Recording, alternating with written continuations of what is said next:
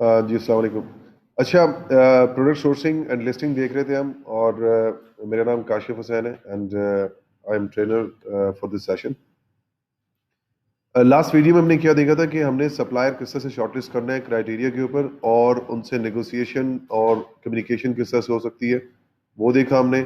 और उसके बाद जो है, अब हमने क्या करना है, प्रॉफिट कैलकुलेशन देखना है हमने कि हमारी प्रॉफिट कैलकुलेशन किस तरह से होगी, और वो प्राइसेस हमारे पास किस तरह से आएंगे जो कि हमने जिसके बेस के ऊपर हमने वो करना है, निगोशिएट करना है सप्लायर से। अब देखिए मेरे पास यहाँ पे एक वेजिटेबल चॉपर है, और उसके पास उसकी जो प्राइसेस हैं वो यहाँ पे लिखी हुई है ऑलरेडी।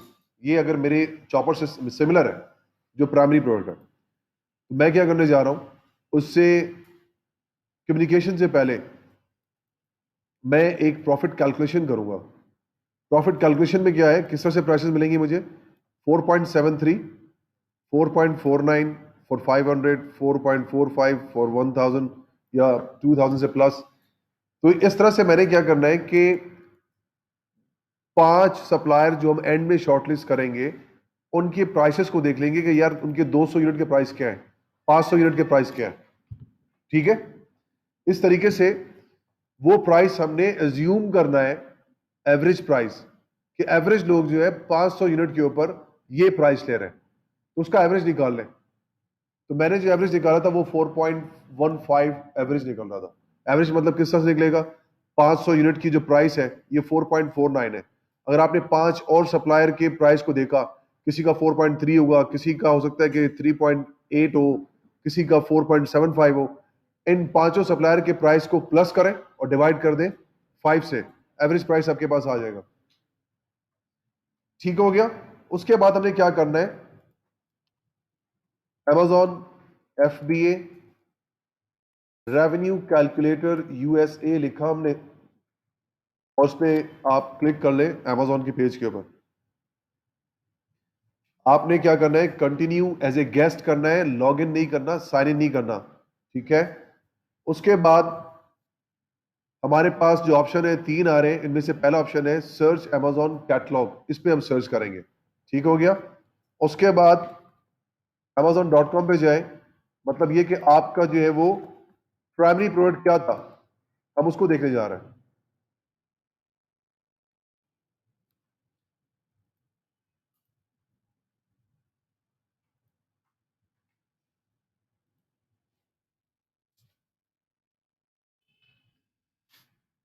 और मैं इसको ले लेता हूं एज एन एग्जाम्पल, जो कि नहीं था ये, लेकिन मैं फिर भी यहां से इसको ले रहा हूं।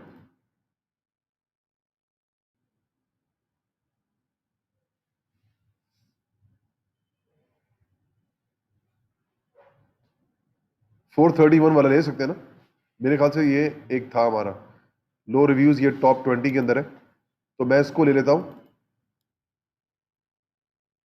लेकिन ये बहुत लोअर प्राइस से बेच रहा है। आइडियल प्राइस हमारे पास क्या है यहाँ पे, 40 से 20 से 20 से 21 से 22 से 32 से 20, 22, 24।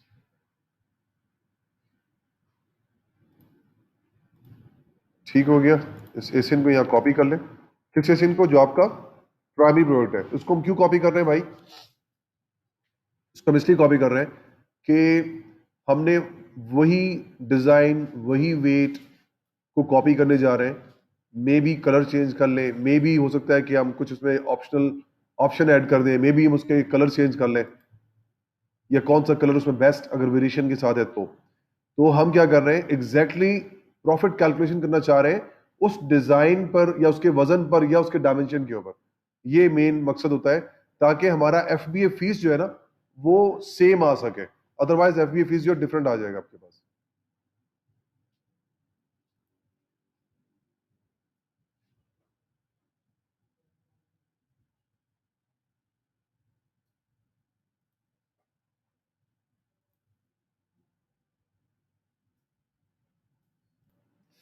तो इस तरह से आपके पास जो है एसिन डालने के बाद आप सर्च करते हैं, और आपके पास ये दो विंडो खुल जाते हैं। यहाँ पे एक है Amazon फुलफिलमेंट और एक है योर फुलफिलमेंट। इसका मतलब है ये आपसे FBM आपको कैलकुलेट करके देगा। इसको आप बंद कर लें।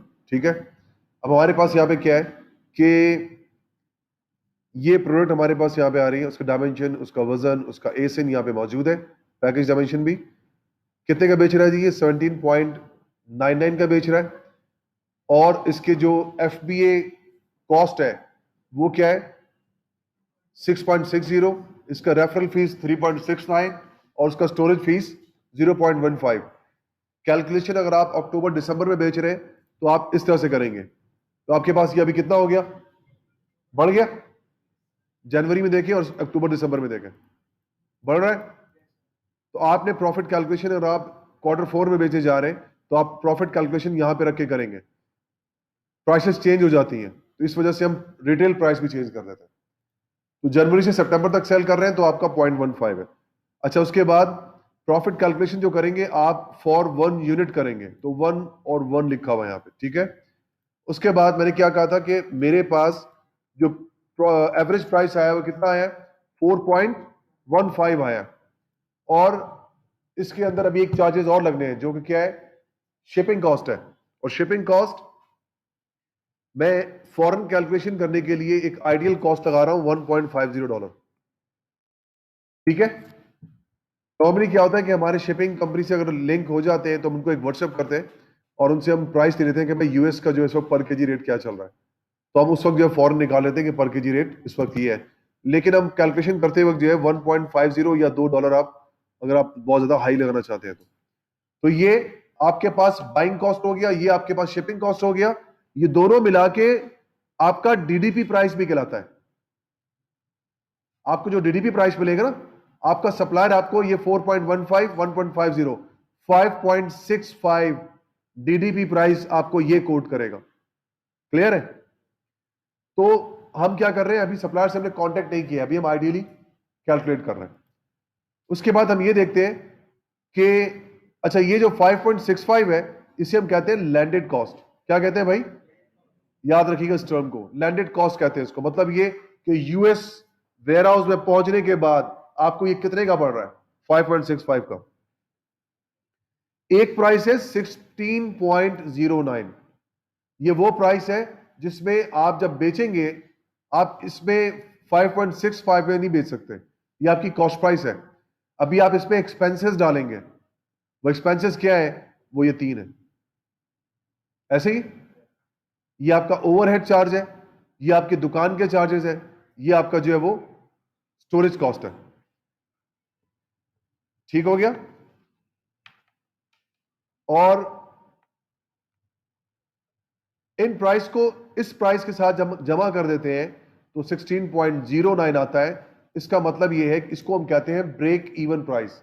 मतलब 16.09 में अगर हम बेचेंगे तो ये हमें ना लॉस आएगा ना प्रॉफिट आएगा।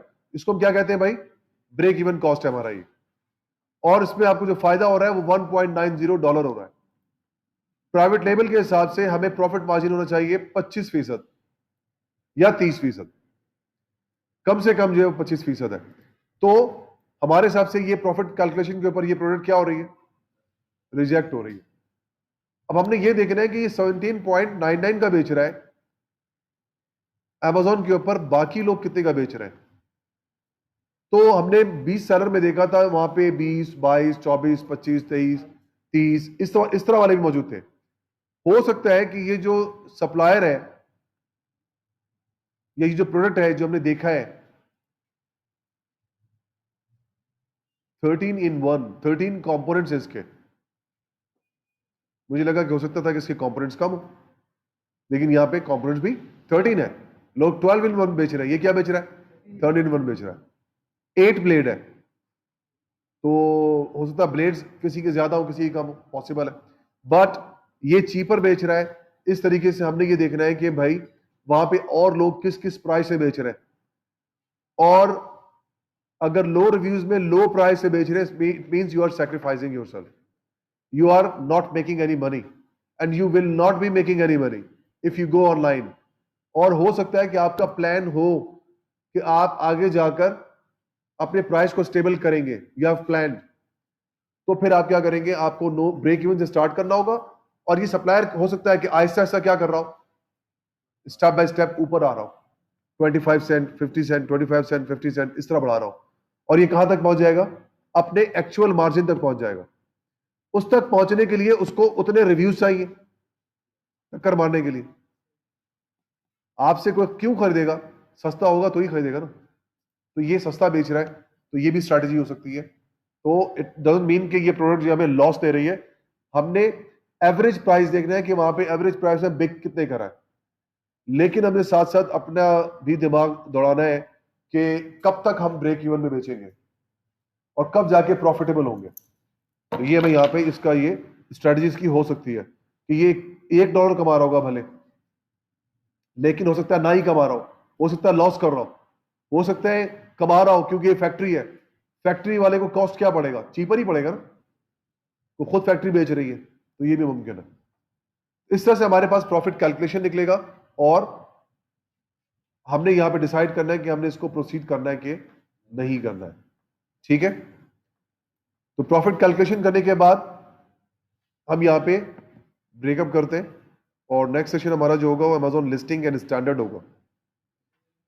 आपकी प्रॉफिट कैलकुलेशन करने के बाद आपका 30% मार्जिन आ जाता है, 25% मार्जिन आ जाता है। अच्छा, ये प्रॉफिट जो होता है ये ग्रॉस होता है, ये नेट नहीं होता। वहां पे नेट लिखा हुआ है, ये ग्रॉस होता है। क्यों? क्योंकि अभी इसमें आपने खर्चे निकालने हैं मजीद, स्टोर के चार्जेस $40 जाएंगे, वीए की कॉस्ट जाएगी, वर्चुअल असिस्टेंट की कॉस्ट जाएगी।